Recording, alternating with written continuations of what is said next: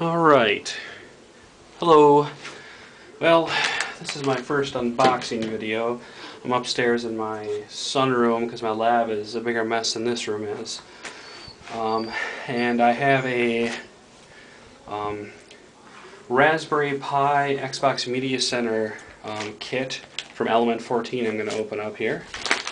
I probably got it a while ago, and it's been sitting in my front door because I kept checking the mailbox and this package was too big, so that's where they put it. Wish I would have checked it earlier. Alright, so this is the box. Xbox Media Center solution. I'll show the Pi that I have in a minute, but it's standard. So let's open this up here. I'm destroying the box, which I probably could have cut. Alright, so inside we have a pre-formatted card that includes the Xbox Media Center version of Raspberry Pi, or with it all preloaded and set up. We have a little keyboard, wireless. I think it's a proprietary wireless. I don't think it's Bluetooth or anything like that. I believe, well, it's probably 2.4 gigahertz because that's what everything runs at nowadays. I also have an HDMI cable, 6 feet. I converted that for meters for you because I'm sure most of my audience is American.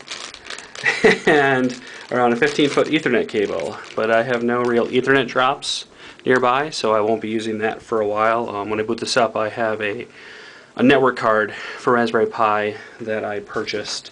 I had one for my PC Arduino, and I thought it would be compatible, and it isn't, so I had to get another one. So let's open this baby up because I'm excited to see this. This is pretty cool looking. I like that as a trackpad, and I hope that works well. I assume that's what that is. Mouse wheel function. Maybe this is the actual joysticky mouse thing over here then. We'll see. Come on. There we go.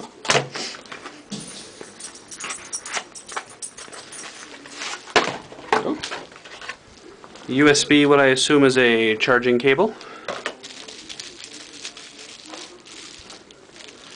Got some instructions on the back here, just pointing out what everything is.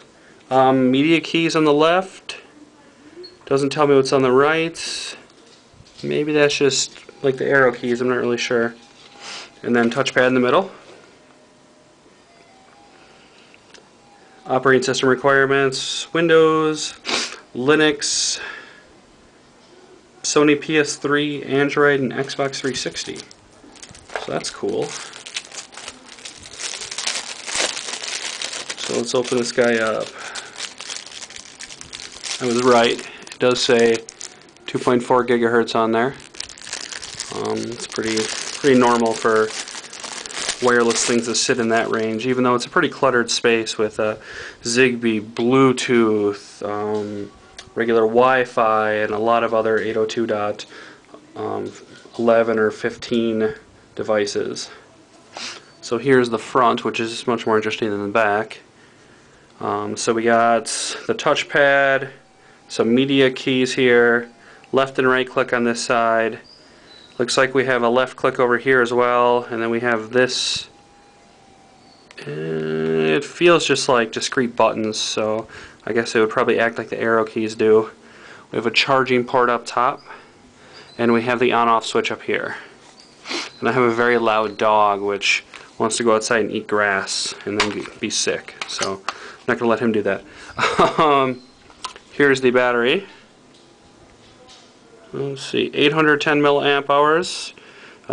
Supposedly that this uses 300 milliamp hours according to this, but that's probably the charging. I doubt that it uses that on here. And it's removable, which is kind of nice. What is going on there on the board? I don't really know what that is.